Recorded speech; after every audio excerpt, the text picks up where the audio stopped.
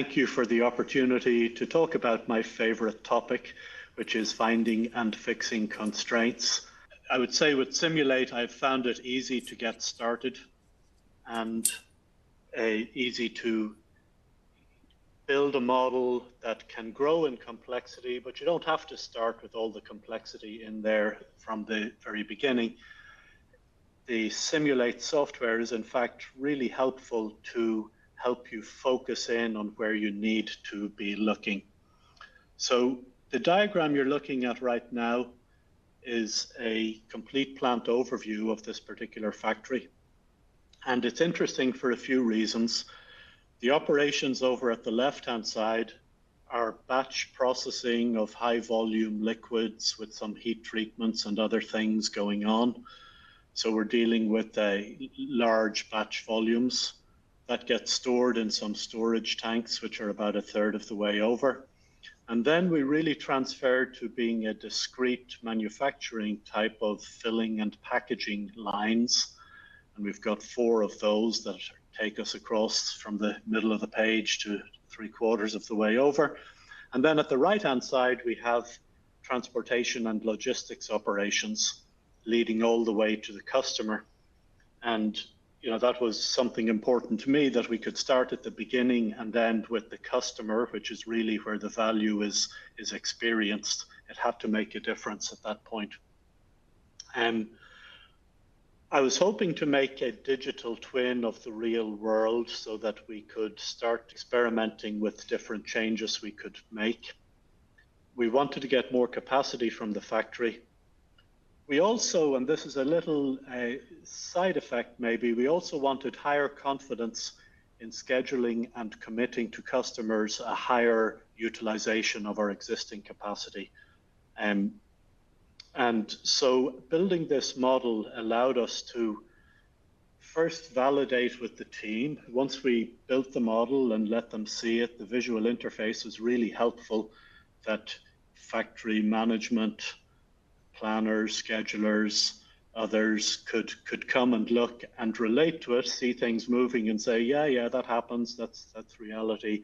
Or, that machine breaks down for a long time occasionally.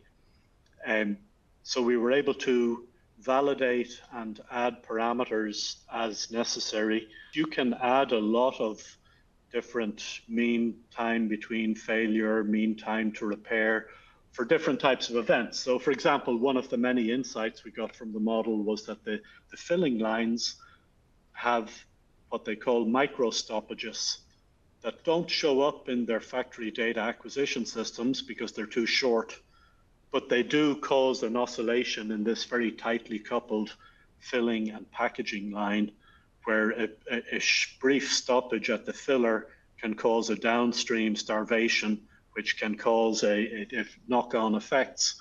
And so these micro stoppages were having a outsized impact on the overall production, which wasn't obvious to people until we started this.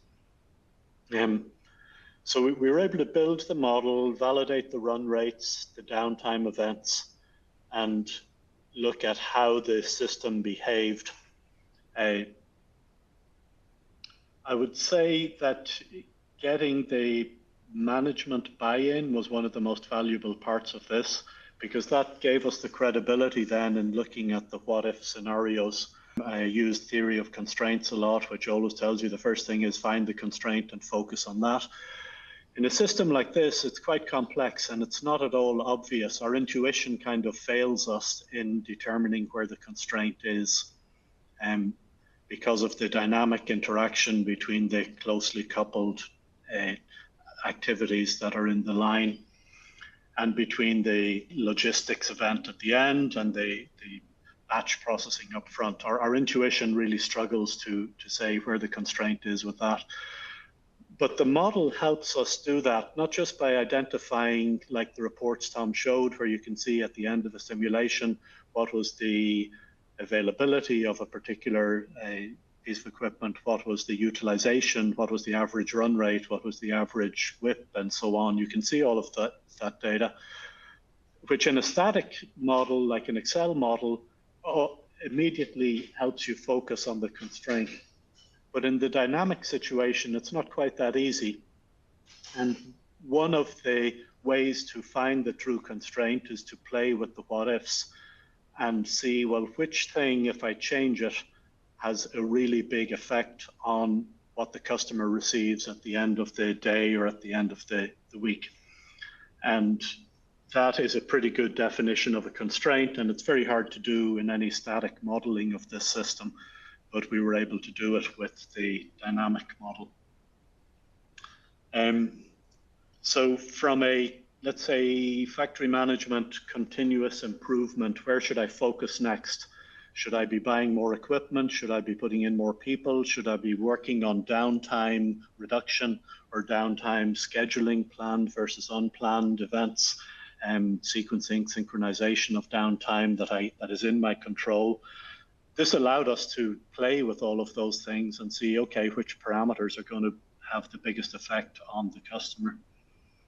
Uncertainty is very well handled. We're able to put in different distributions for a triangular distribution for certain types of mean time to repair. Sometimes you can fix it in 3 minutes. Sometimes it takes 12 minutes. Okay, we can put a distribution around that. Or Erlang or Weibull distributions, whichever best describes your reality. And that was really helpful. And so that gave us a model which we can run. We can put it on the big screen in the conference room. People can look at it and give their feedback. And then we start to validate the actual numbers once the performance looks right. And it was very nice, very satisfying to find that once we had a model that was pretty well supported by the people who knew the real factory, the numbers we got at the end exactly matched what we were getting in reality from the factory. So that gave us great confidence that we had a sort of a digital twin we could play with. Okay, moving on then, we've got started to look at what do we do to make improvements in the system. And we made a simple representation here, which you can see our base case was giving 1,560 pallets of product per day. And here on the simplified version across the top, you can see that the constraint was at the conveyor. So this was kind of interesting. The four filling lines all merged into a single conveyor system. So the model showed us that conveyor was causing blockages and also causing surges in feed to the forklift trucks inside the warehouse. So that was the first place we looked at making changes. And actually, by making some fairly simple and very feasible changes to the conveyor parameters, we were able to get from this base case of 1560 to the first improved scenario where we got to 1586, simply by speeding up the conveyor. And that allowed it to clear the outfeed from the different feeding lines without causing as much blockage. This brought us to a constraint which was inside the finished goods warehouse, which was the forklift trucks. We were able to model very nicely the variability in the cycle time of the forklift truck, as well as the availability of the operators who occasionally were not there when they were needed. And by modeling that and then finding ways to reduce the cycle time, make the forklift trucks more productive, we were able to get to the next milestone in production, 1742 pallets. And again, these are things that we developed. We looked at alternatives. We developed these proposals together with the factory staff so that we knew what we were proposing was feasible and took us to the next level of performance. Interestingly, around this time, I'll say, again, intuition tends to fail us, and people had a lot of ideas which we were able to simulate and see if they made a difference or not. One of the ideas had already been actually implemented in the factory, which was larger accumulation tables at one point on each of the four filling lines.